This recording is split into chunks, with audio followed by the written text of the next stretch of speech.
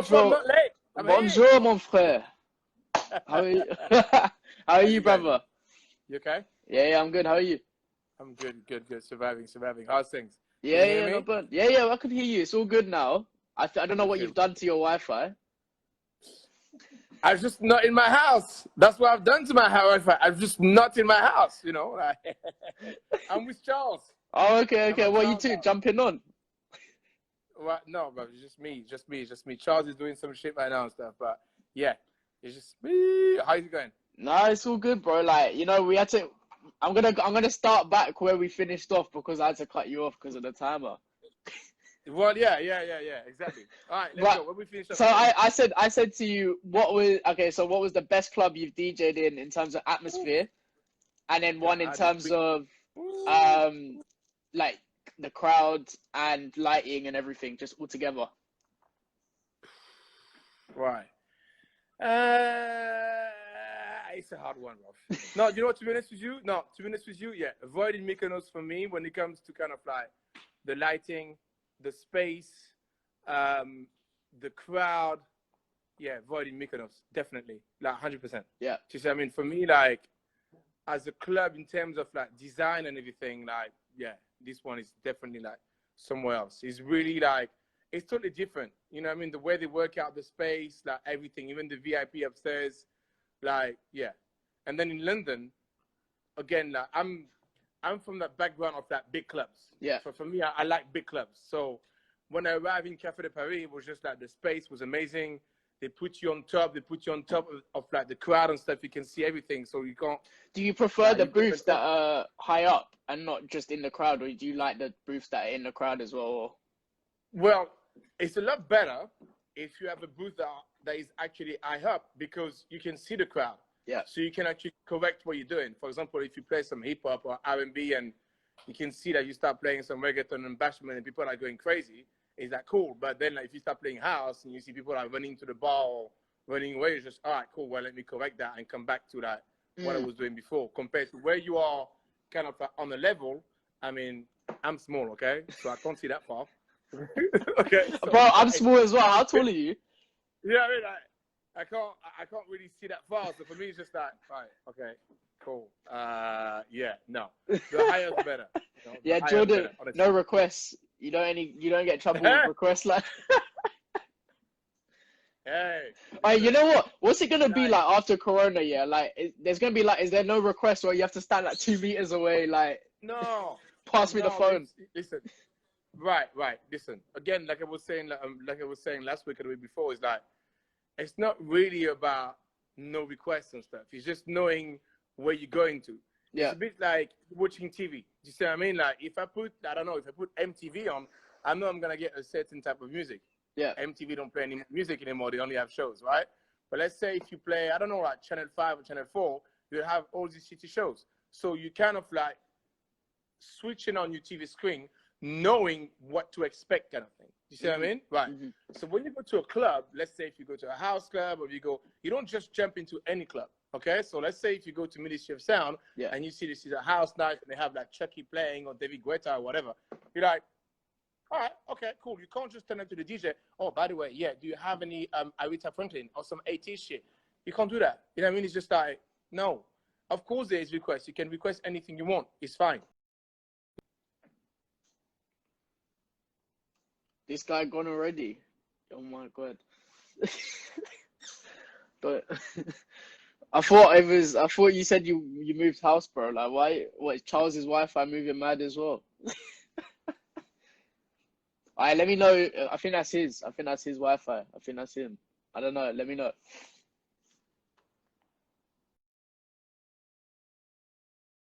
This guy telling me Charles, he was like, oh, he's gone. He's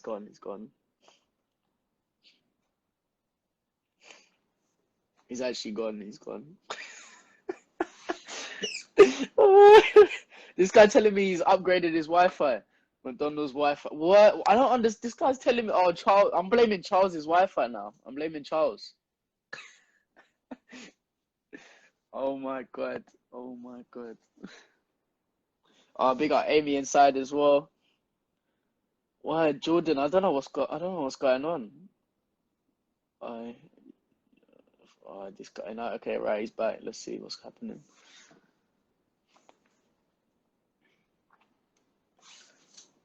I can't believe we've done a part 2 in this exact. Bro, wait, I need. Let me put Charles. Switch the phone. Switch the phone to Charles. Let me talk to him. What's the way he's going? Charles is here. He can tell you himself. All right, bro. What's going on with the Wi-Fi?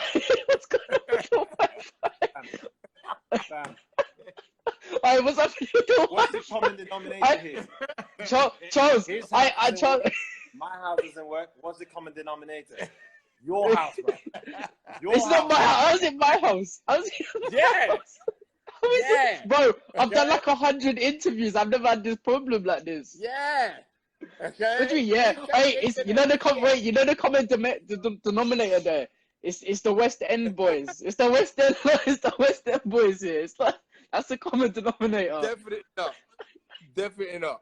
Definitely not. But yeah, like honestly, just to go back to what I was saying, it's kind of like you kind of like need to know about the requests and stuff, even after the corona. I always take requests as long as it makes sense with the club you play now. Do you see what I mean? Now, if again, if you have a client that has got a show and the guy wants to have the national anthem of Russia, the guy is paying. Yeah. You see what I mean? Like, let's go. You know what I mean? We're talking about money here. Like, we're not like some like. I'm not here to educate people in the clubs I'm playing at. I'm not here for that. You see what I'm saying? Like, that's not my job. If I want to educate people, I have a radio show and I'm educating people. Today, most young girls on Spotify, they're all on some like next stuff. They're all on some like TikTok or whatever. That's what they want to hear in a club because that's what they listen to. So it's kind of like you can be here on some, oh, well, you're a jukebox or whatever. I'm like, no. It's got nothing to do with that. It's what we call the market. This is what the market demands. So I know you're a businessman. So how are you gonna take? Tell me. Huh? Tell me. What's your business proposal now? Like, how are you gonna take DJing after this to the level where it's gonna be sustainable for as long as possible? Like, are you keeping it on the wraps or how? Okay, right. This is my point of view. You only engage my point of view, right? Yeah. Like I was saying before, if you're good, don't worry about it. You see what I'm saying? If you're a good DJ, do not worry about it. Seriously. Don't even stress about it. Do what you was doing before. Do it better. Market yourself. Make sure you go out there and play left on center or whatever. But like, a lot of people, they kind of like thinking differently right now. They're like, oh yeah, after we're going to come back or whatever. When we're going to come back, it's still going to be the same world. Nothing's going to change. What's going to change? You're going to wear a mask for like maybe like 6 months. And then you're going to put that out the window. Okay, cool. And then back to square one. Are you even going to wear a mask? You see what I'm saying? Well, I think, I don't know what most clubs are going to do, but you can't really have a nightclub with social distancing. It's just not going to work. You see what I mean? Like, especially with young people, like young, horny, and drunk people, no. You know what I mean? You can't have social distancing. No, but let's get real. It's true. Like, the minute you're going to have a chick that is a bit drunk, a guy that is a bit drunk, and they're horny and stuff, like, they're going to jump on each other. Let's get real here. What we're going to do?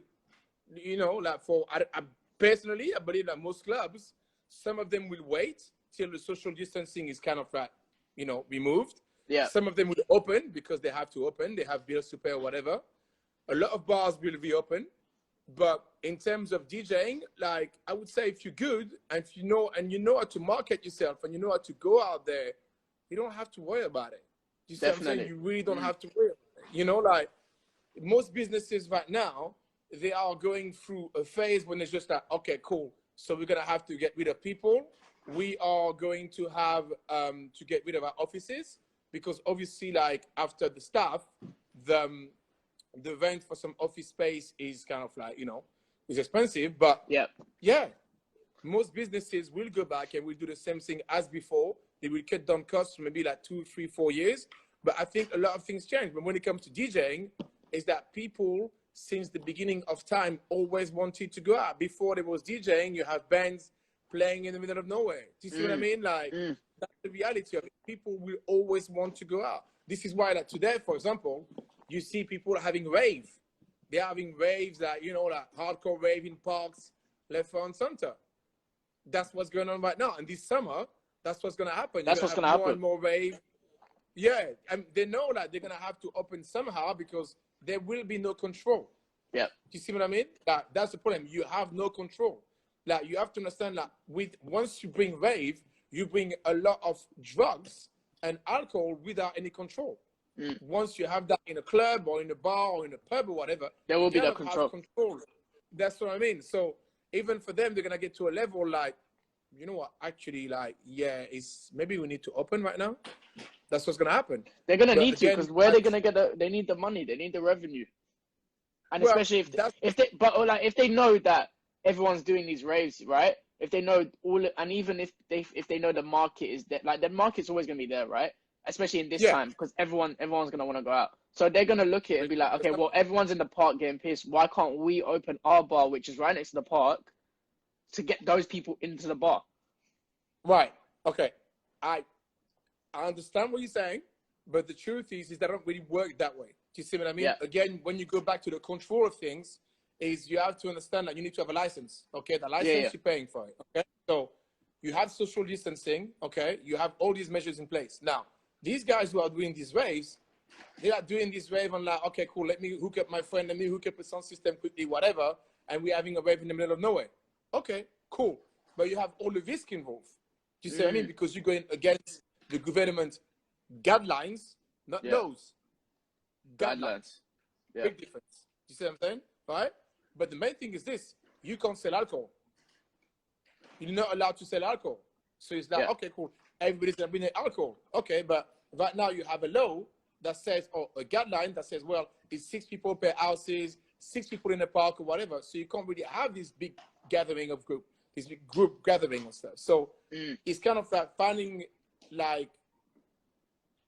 finding a solution for bars and pubs to open all at the same time, but gradually. For example, now, if you're looking at what's going on in France, from the 4th of July, they will be able to actually open bar because obviously they're looking at the figures. You have less and less people being affected. So now they're like, okay, cool, we're going to open bars and we're going to open clubs with a capacity of 200 people. That's from July, which is in 3 weeks' time. But when you look at the figures in France, you have a lot less people getting affected by it. So they can talk about reopening. That's because they did the lockdown properly. That's why they went proper into lockdown. That's what I mean.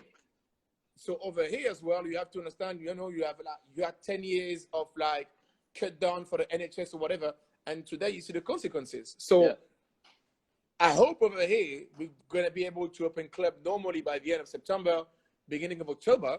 But you know, by then you're gonna have to help all of these establishments because they have a rent to pay, and the rent isn't cheap, and the rent is not cheap. Are you trying to go back to France or go somewhere else to get the sets? Well, no. I'm taking a long holiday. I'm going to go to Paris at the end of the month. Okay. And I'm going to take a long holiday for like 2 months and come back in September. That's it. That's the only thing to do. So I'm not going for work as well, or just chill? Chill in my house, in my yard, chilling.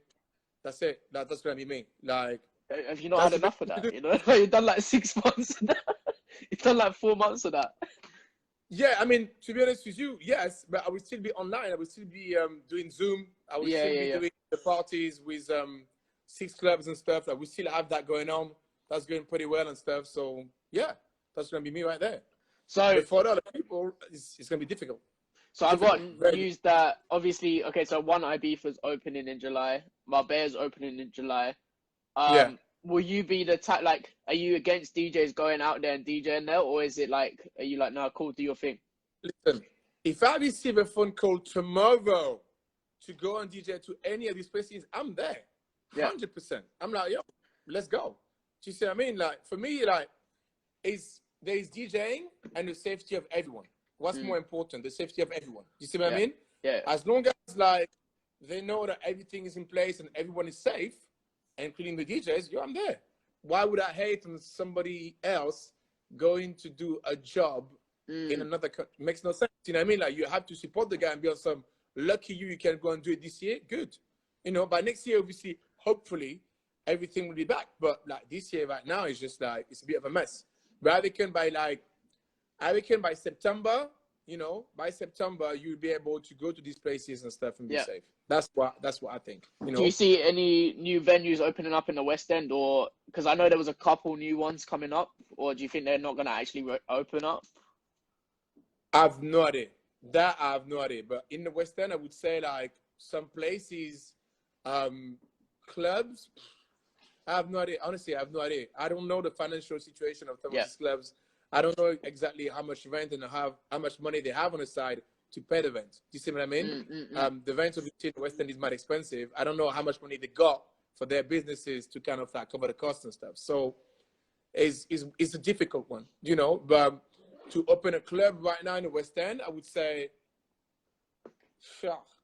it's gonna be hard. That's a It's lot gonna of be money. hard. Anyway. It's a lot of money. Like, and no, it's not even a lot of money. It's kind of like, first of all, you're gonna have a lot less students, because a lot of students. I was talking to a lot of guys and girls, and they were telling me like, "Yo, I'm not coming back this year. I'm coming back next year." You know what I mean? Like literally, because the way like they see the way the government ends all the stuff, they're just like, "Oh, okay, so it's a bit weird." Then you have the footballers. The footballers right now, they are getting tested for corona left, right, and center. And some like, yeah, well, okay, cool. You are getting tested. You are a footballer. Make sure you don't go to a club and catch anything, because if you catch anything, it's like you will not be able to play, and we are paying you X amount of money to come and play every week. So we're not going to allow you to go to a club. Yeah, that's B. Okay. Then you have all the tourists who are coming over on a regular basis and stuff. Like these guys on some like, yeah, we're gonna come when it's safe, but they need to open the border. Do you see what I mean? Then there's and also, but then also you got the where you have to self-isolate for 14 days. So who's got the money to self-isolate to 14 days? You get me? Especially if they're especially if they're staying in a hotel in central London. That's massive money.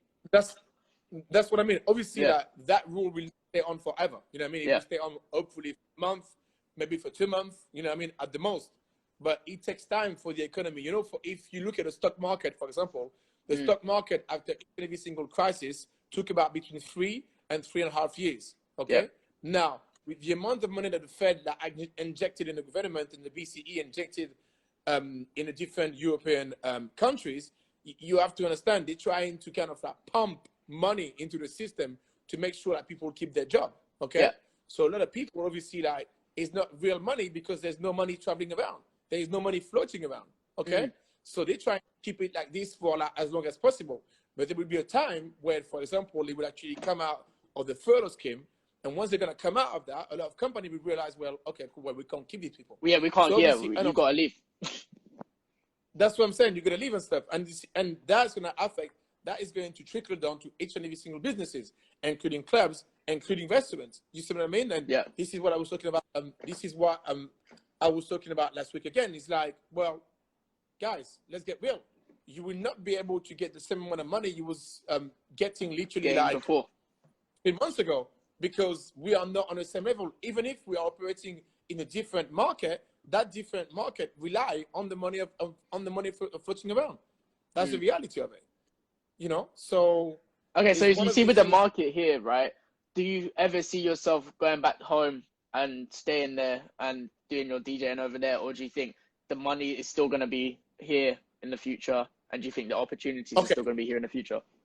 I'm gonna put it this way, okay? And I'm getting real with you, yeah? We are on a planet called Earth, okay? Yeah. No club in the world or no market in the world pay more than England. Straight up, okay? There's like, you know, for normal DJing or whatever, none. How do I know that? Because I'm dealing with DJs from all over Europe. And when I'm comparing the fees, these clubs and in London, it's two different worlds. But you have to understand, you have way more money in London, way more. The market is a lot bigger. You see, I mean, clubs like, for example, like all these private members clubs that we have in London, we have about 10 of them. We have about 10 or 15 of them. Clubs who are making literally between 6 and 10 million a year. Okay, now you go to Paris, you only have 2. You see, I mean, you go to Barcelona, you only have 1. You know what I mean? Like you go to Switzerland, you only have 1 or 2. So you cannot compare these. You know what I mean? Like, please. But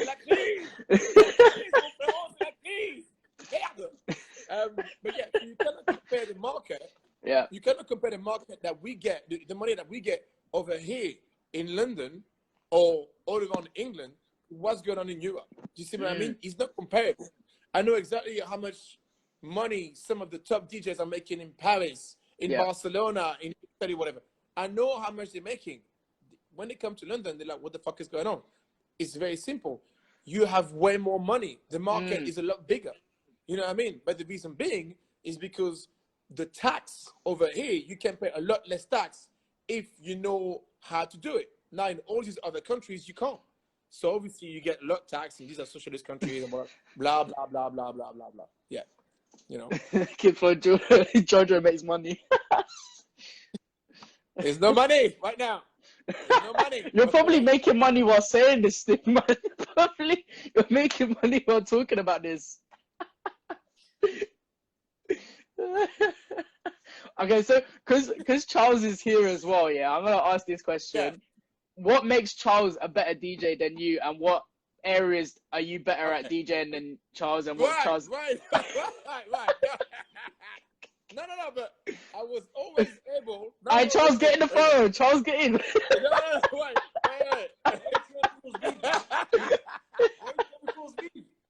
No, it's been a very amicable partnership here. Damn, wait. You're coming in on some like, wait. He's better than me. No, that's not true. So why is it Charles? You've been in for 18 years. No, it's not. Listen, but I always said it, and everybody said, listen, I don't care. I put my. It's not because it's there. This is what I always said. It's kind of fact. For me, it's all about the selection. The selection. I don't care if you can scratch like QT. I don't care. I do not care. Trust me. Like for me, I love scratching. I love it. I love it. But when it comes to the selection, he's way better than me. You know why? Because sometimes I come to his house and the guy is listening to some fucked up shit. I'm like, the fuck is this? I'm like, yo, bro, like, what is this? So he's just like, yeah, this is track, whatever. It's because during the day, he literally take the time to listen to an entire album, to listen to some kind of like fucked up shit I don't even fucking think of. You see what I mean? He'll be like, yeah. So I listen to that new shit that came out in Paris right now. That's a big shit. In Spain right now. I'm like, why the fuck are you listening to that? Can you not fucking listen to fucking like what is wrong with you? You see what I'm saying? But whenever I come here, it's true. Whenever I come here, he listens to some different shit. And also with him, he has got like when it comes to musical knowledge, which is the 80s, 70s, things that I may be struggling. I might know the big hit and stuff. I might go and kind of like download some shit or whatever, but he will know it. Even to a point when I forget about it, I might sing it to him and be like, yeah, that is that. I'm like, what the fuck, bro? Like, shit, like, get a life. You know what I mean? Get a life. But that to me, that makes him a better DJ than me. Way better DJ than me. Which is compared to me, I can play here, I can play old school, I can do that or whatever. But when it comes to action, that's the key. And like once you have that, you can just play anywhere. You know what I mean? You're not scared of anything. You know what I mean? Like, bro, literally last week or 2 weeks ago, playing for the birthday party for 10 years old kids in New York. On some, wait, bruv, like, that was me. I mean, like, I'm not doing that. Like, wait, 10 years, kid is 10, then you want me to go and DJ for him? I'm not doing that. But he had that knowledge on some, what do 10 years old kids are listening to that? You know what I mean? Now, and that's that's more important than anything. You know what? That is true. That is true because if you're educating yourself, especially on what he was doing with the 11-year-old kid birthday, educating yourself on what they listen to. Wait, hold on before you even go there. Before you go there, I know what an 11-year-old kid listens to. I know what their parents listen to. So I'm not, guys, just before we start spreading some wild rumors about me, you know, you start doing that kind of shit, understand that's not what I'm doing. I'm playing for the parents, I know you listen. I know you listen to Taylor Swift on the download, bro. I know you listen to Taylor. Exactly. That's your alarm clock, Charles. That's your alarm clock. That's your alarm clock. You're.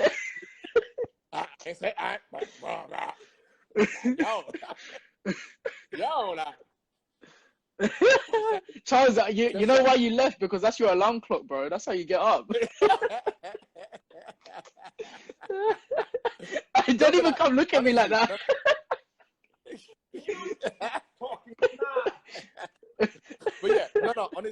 me, yeah, it's the selection. Don't even like, it's like, yeah, it's knowing exactly who you're playing for and when to play the record. This is what the essence of like what makes a good DJ. It's kind of like having these records and play them at the right time. You see what I mean? Like, we all have the same records. We can all do the same shit. But what makes the difference between you and me is that I will know when to play that records to get these people going.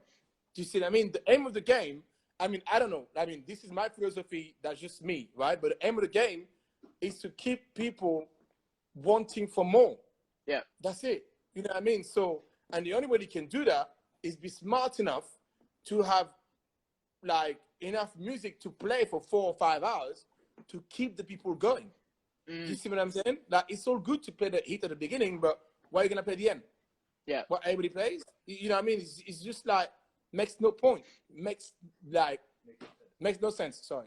Makes absolutely no sense. You really need to be like on point when it comes to selection. You know, I would say like to every single DJ who are listening or whatever, it's like, if you start DJing, forget about scratching. Forget about that. You know what I mean? Like, the first thing you need to do is that literally sit down, work out a playlist. Work out a playlist, literally. Try to understand BPM. Work out a playlist.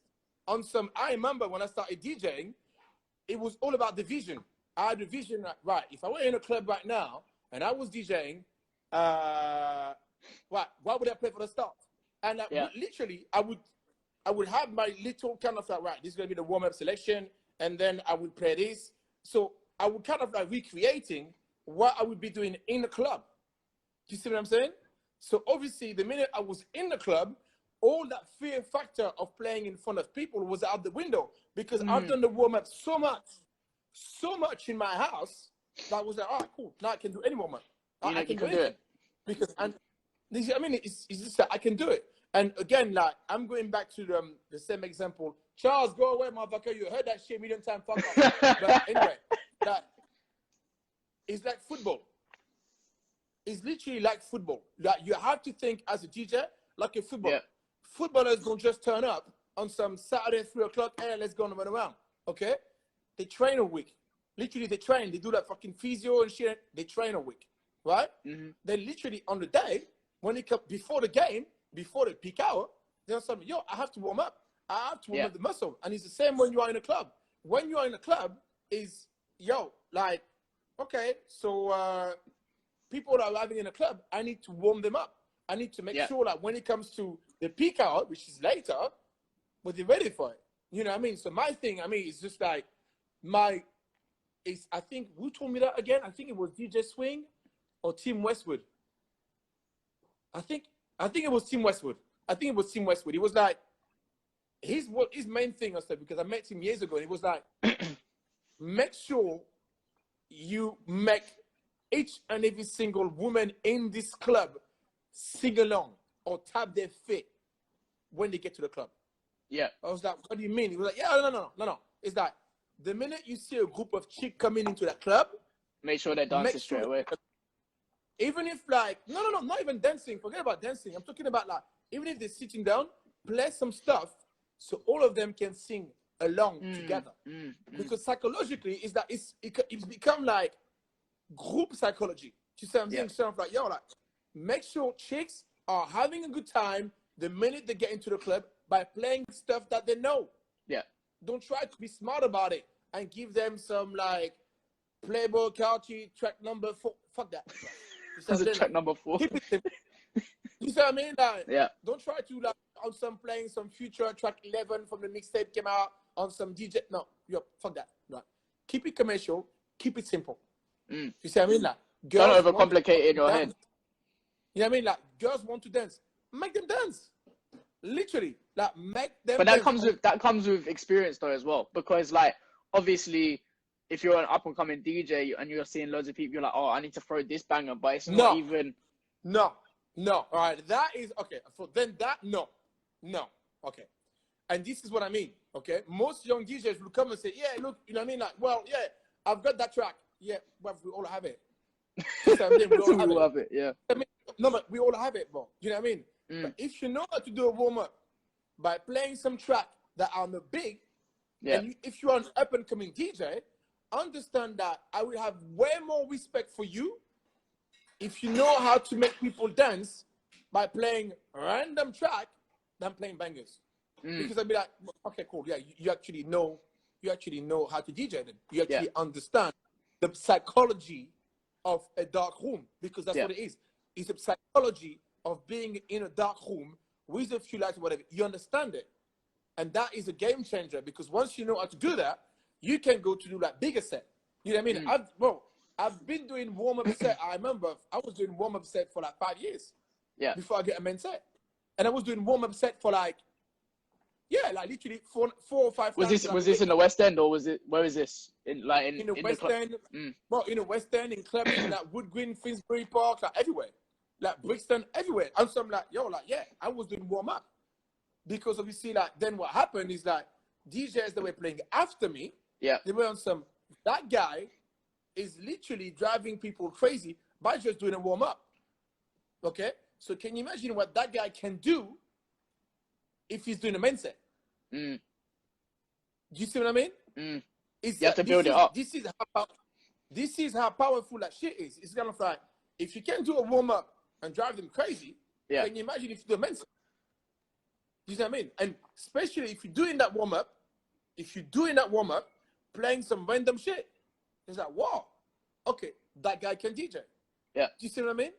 And that's the key. And today, it's very hard to find good warm-up DJs, because they all have that belief that I need to play some bangers. Woo! I'm like, yo, bro, all right, cool. But, okay. We can all do that, bro. Like, we can all do that. We can all play bangers. Believe me. You know what I mean? Like, I don't even get pissed off, but like, it's just like, it's a warm-up. People are rapping in the club. It's like, again, to go back to the example of a footballer, it's like, well, okay, I'm a footballer, and I haven't trained nothing, but right now you want me to go and score 10 goals. How? I haven't warmed up yet. I'm just getting onto it. Like, bro, I'm just getting the pitch. Like, how does it work? Definitely. It makes no sense. Okay, so I'm going to ask you this as well. Why is it that the West End scene is run mainly by French? No, I want to. It's a serious question. It's a serious question. Like, why is it? I don't know. But well, you should know. You've been there for. Ask Charles. You've been there for 18 years. I'm gonna tell you my vision. Okay. Right. Again, for me, the way I see it is all comes down to culture. Okay. In France, back in the 80s and 90s, we had some amazing DJ like DJ Posca, DJ Cut Killer. These guys influence all of these French DJs that you hear there, like DJ Snake or whatever. Those guys, they influence each and every single one of us, because when they came out, when DJ Cut Killer came out, for example, he was traveling to New York, okay? And you know, in France, we have Marseille and Paris. Marseille, you had a group of hip-hop called I Am, and again, they had amazing DJ and stuff. Charles, what was the name of that DJ with I Am? Charles, what was the name of the DJ with I Am? I Am DJ. Comment ça s'appelait? I Am DJ? Yeah. I Am DJ. Fucking hell. Imhotep or whatever. Anyway, fuck his name. Anyway, if you remember that. I like to know that. I like to know it. Wait, yeah. I like. C'est quoi le nom DJ that I Am? Yeah. Anyway, these guys, they had a big New York influence, because in Marseille, it's a big port in the south of France. You had American soldiers coming down, and they had mixtape. And these mixtape, they had like all these big DJs, like DJ Clue, like, you know what I mean? Like, all of these big DJs and stuff, like on some, Chaos, here we go. Chaos, DJ Chaos, right? And these guys, their production level was insane. Okay? All right? Insane. So you have to understand, when you're a kid, when you're like 13 or 12, between like, you're a teenager, and you are listening to these guys, and you are listening to how they DJ, you're like, oh my God, if I'm DJing, I better be on that level. Do you see what I mean? I better be on that level, right? Now, over here in England, you don't have that many DJs. I mean, you do have UK hip hop, okay, but not as strong as French hip hop. And that comes down to only one reason, okay? Back in the 80s, you had low. from a culture minister. Okay, it was like, well, everything is being very Americanized. Okay, on TV and on radio, because on most radio stations they were playing like American music and British music or whatever. Okay, that's back in the 80s, 90s. So obviously the French artists did not have a platform, right? So then, when he passed the law, he wanted to have 40% of French music on radio. Okay, so radio programmers turned around and they were just like, wait a minute, where are we gonna find 40% of French music? So they look at the market and they saw all these guys that I Am, NTM, all these guys, whatever, they had some French hip hop.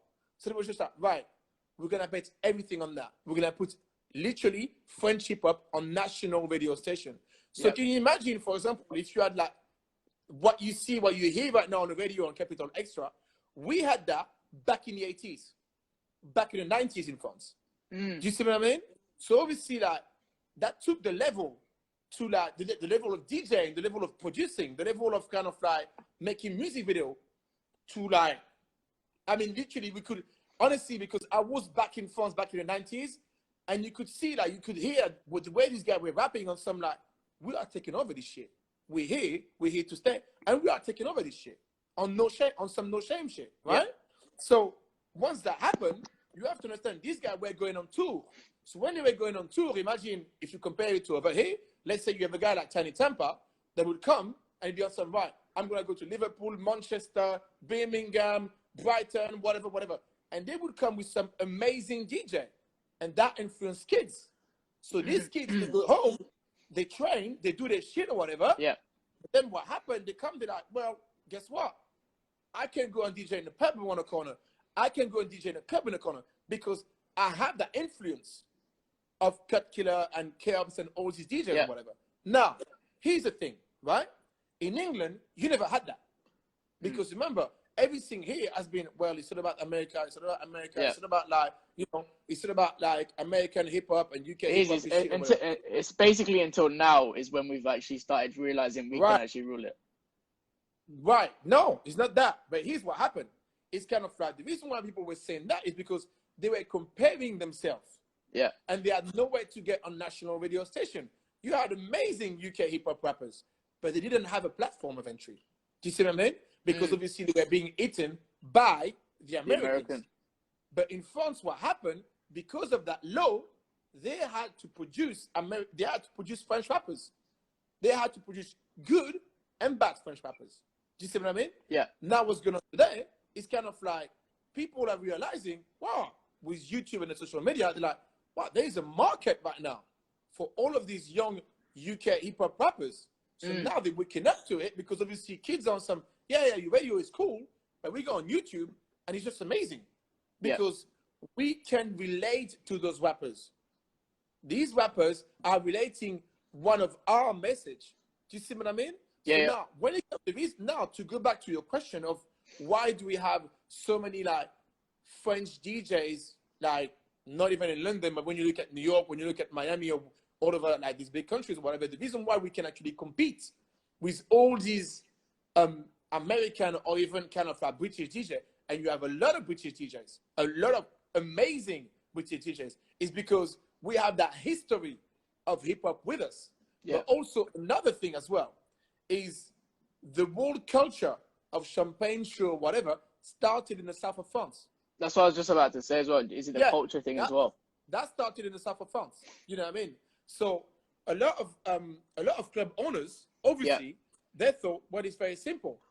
In the south of France, you have such a concentration of wealth, especially between Cannes, Monaco, the festival, Saint-Tropez, whatever.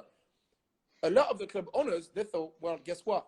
We need to get some of these French DJs because they are literally open to the world. And it's true, when you go to Cannes, when you go to Nice, when you go to Saint-Tropez and you DJ there, you have clients from all over the world, okay? And obviously, as a French DJ, as a DJ, you have to play for them on some like, well, guess what? Like, okay, cool, well, I've got the guy from Azerbaijan, I've got a guy from China, I've got a guy from there, I've got a guy from there. They want to hear their stuff. They want to hear the shit, right? So you're exposed to that. You see what I mean? Now, when you go to a club in central London, clubs in central London is based on that. It's based on tourism. is based on that guy. It's based on that guy that is coming from, I don't know, a rich family in Switzerland that is now in the club and is like, well, when I hear my shit from Switzerland, do you have any like, you know, Switzerland hip hop? You're like, well, you can't do that. You're like, well, yeah, I do have some, and I know exactly what's going on. Do you see what I mean? That's the big difference. Okay, yeah.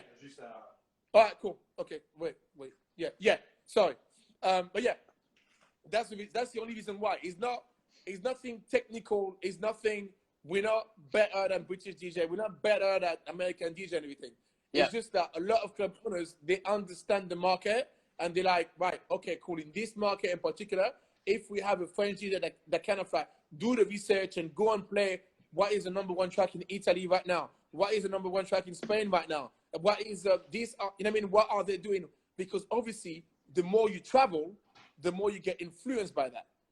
But is that also because you see how in other countries, not just France, but just in other countries outside Europe, you're made to learn at least 2 languages, right? And in the UK, okay, so with the UK, we basically it's English, and then you learn up to primary school, and then you can choose. But in other countries, it's like it's embedded in school that you have to learn another language. So does that help it? Because they're realizing that, okay, so let's say you're from France, they're like, okay, he must have learned either Spanish, English, or German or whatever in school, so he might have listened to these songs as well, so he can help the clientele. Yeah, well, I would say yes and no. For example, if you have kids today and you go to a school, they will say to you, well, you're going to learn French. Because this is the newest country, this is our neighbor country, we're going to learn French, okay? That's the first thing, okay?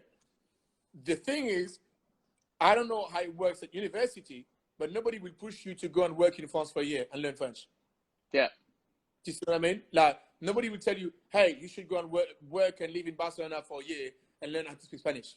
Do you see what I mean? It's kind of like, it's a decision you need to make for yourself. Now, kids today, they're on some, guess what? Yeah, I'm going for a year traveling. I'm going to go to Thailand, Laos, Cambodia, Australia. Oh, okay. All right, cool. Well, yeah, but you staying in that market. Like, why would you be doing that? Do you see what I mean? Like, there's so much like out there you could actually go and do and learn a different language. Now, a lot of DJs over here, they're like, well, okay, if I'm a DJ, I want to go and DJ in Ibiza. Okay, but you know you have other islands. You know you have other places to go. You know what I'm saying? But because of I would say the media, they push that towards the British and some Ibiza is a place to be. You need to go to Ibiza. You need to go and DJ in Ibiza, whatever. And you're just like, yeah, but you have so many other places you could go to and DJ. Why would you be stuck on that? Yeah. You see what I mean? But when you're in France, you're some like, right, I want to go and DJ in Miami. I want to go and DJ in Norway. I want to go and DJ in Sweden. I want to go and DJ there. You see what I mean? Like, it's totally different. They have a totally different view of what and where you can go and DJ. That's what it is. You know what? It's fascinating here that about like the whole French rap scene that, you know, they kind of learned that why are we even looking at other people? We need to focus on ourselves first, because that's interesting to learn about that. Like that, and that's probably why you guys have ended up here. And big DJs, big promoters, big managers, like whoever, artists, this is why they're all ending up in these countries like America, UK, blah, blah, blah. Yeah. And as you can see as well, you know, obviously you may not know, but literally, I mean, if you were to put a music TV channel in France, you would see that, I mean, 50% of American rappers are doing featuring with French rappers. Yeah. You see what I mean? I'm talking about like the big ones, huh? Like Drake, Future, whatever. They are doing literally stuff with them. But now, it's literally like, maybe up to last year, UK hip-hop is on that level. You see what I mean? On some like, now they are looking at like what's going on in England and they're like, yeah, okay, cool. Like, we can live with that. We can deal with these guys because these guys now, they do have a market. They have their own market and they can develop their own stuff. So this is how important it is to kind of like go out there and be like, right, okay, this is what's going on in the UK and we can develop it ourselves because with the market there, the market has always been there. But with social media, that changed everything. You see what I mean? Like literally changed absolutely everything. So you guys have looked at like what they done and you're replicating it in the DJ scene basically. Literally. Literally. That's literally all it, you know what I mean? Like what they've done back in the 80s and 90s in France is like literally what's happening here. But you had, I mean, again over here, but just to go back to the whole DJ thing, okay? An example, Tim Westwood, great DJ on the microphone. Yeah. His microphone game is undeniable. The guy is just like, yes. When it comes to the actual DJ, which is the selection, in the club is amazing. On video is not. But like in the club, it's just like Tim Westwood, respect all day. You know what I mean? The guy's like legend, no. But the thing is that if you've been influenced by somebody that is not on the level of maybe, I don't know, like DJ Premier or whatever in your own country, is that how can you develop that here? Is that over here you have Manu Norte, you have guys like, now you have guys like Martin Too Smooth, that you have guys that are technically absolutely amazing. I'm thinking about Shorty Blitz. For me, Shorty Blitz is just like, but my idol over here, I mean, those two are dead. It's just that one was DJ Swing and the other was Dr. Psycho.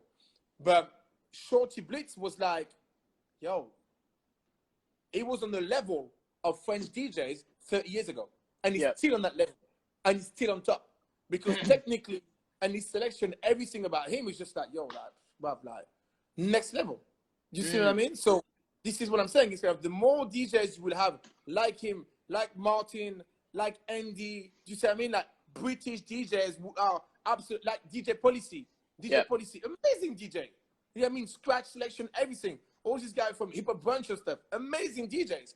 But the more you will have DJs like that playing on bigger platform, the more you will see that you will see more British DJ playing the Western.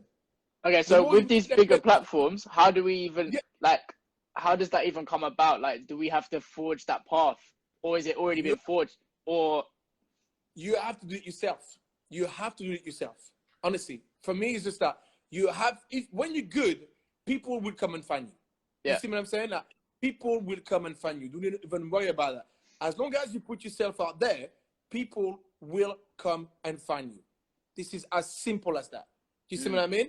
But again, remember, it's all about your attitude. Do you know what I mean? People will want to work with you if you have the right attitude. Listen, there's a DJ in France, for example. He used to play, I mean, he's still DJing for a big hip-hop group, okay? One of the best DJ in France, but no one wants to work with him. So that guy's never done any TV, any radio, anything. Nobody wants to do anything with the guy. You see what I mean? But it's just... Is that because of his attitude to the thing? His attitude to his collaborators, to the people he's working with. Nobody wants to work with a dick. You see what I mean? Nobody wants that. You know what I mean? You just need to be normal, be approachable, be nice, be cool. Do you see what I mean? Once you have that, people will want to work with you. That's undeniable. Definitely, I think you got to stay humble in this game especially. Like, people don't realize it's a game. It is actually a game because, and you know that, you probably know that more than, like, better than anyone else. Like, one day a promoter can turn up to you and be like, okay, I don't want you. Oh yeah, what are you gonna do? Like, what are you gonna do, basically? Listen, it's business. Do you see what I mean? This is what I mean. It's kind of like you have to work on your ego. You know what I mean? You shouldn't look at it on some like, by the way, oh, listen, I got sacked from like literally like 100 clubs. So what? Do you see what I mean? If you know your own worth, it's like, all right, cool. You don't like what I'm doing in your club? Like, fine, cool. Yeah. I go and play somewhere else. Fine. Do you see what I mean? It's always thinking like going forward. And so, okay, cool, what's next? But sometimes I was talking about that the other day, is that you have to create your own luck. Yeah. It's not about like some people might be here and be like, oh yeah, it's lucky. There's no luck about that. You see what I'm saying? There's no luck. There's zero luck about what I do today in the West End or in my life. So you don't believe in luck? Zero luck to it. I know. I don't believe in that.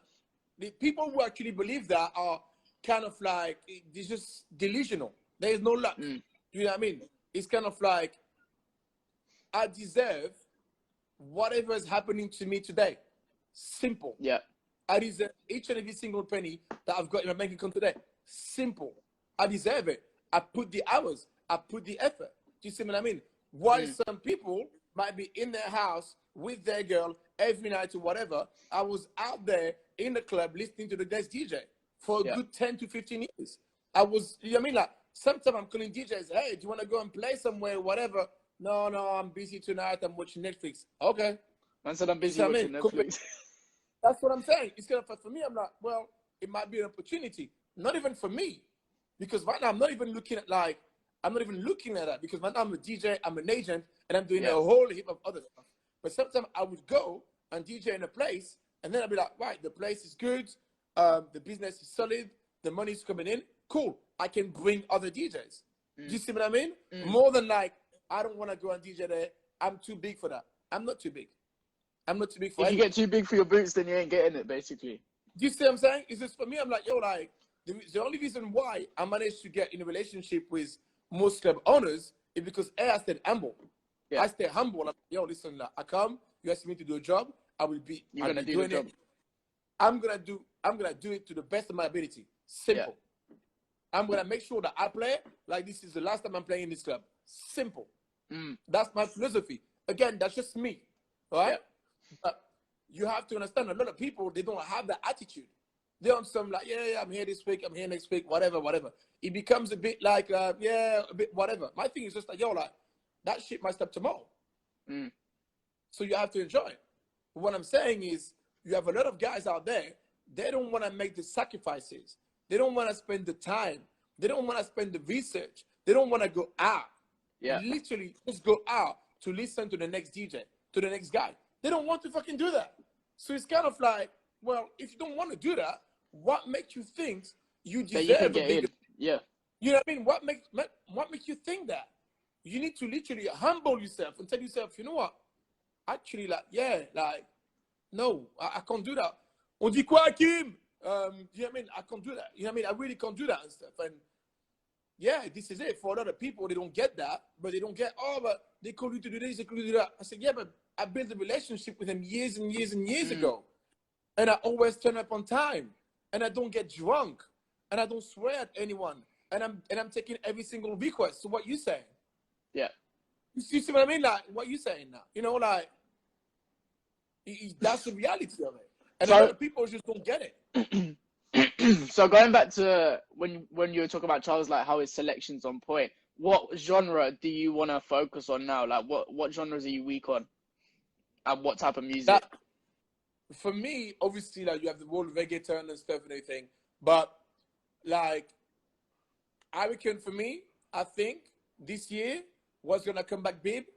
UK hip-hop. Now it's here now. It's here to stay. And it's going to stay a long time. Definitely. I know it's popping off in the clubs, definitely. Listen, like, literally now, I mean, I remember, okay? I mean, fuck me, I'm talking like it was like 20 years ago. Fuck that, it was only 3 months ago, right? Anyway. I remember back in the day. You're actually old. You're old, okay? Like, literally, no, honestly, but yeah, UK hip hop, bro. Like, UK hip hop is just, the minute you was playing a banger, like, that was it. Because people can relate to it. These guys are from here. You see what I mean? These guys are from here. People can relate to it. Yeah, hip hop, yeah, definitely. And you hear it now in the radio. When you put in the radio, now you can hear it. Like, people are requesting it. Yeah. You know, when you go to Spotify, it would have been like 2-3 years ago. I would have been on some, now it's just, no.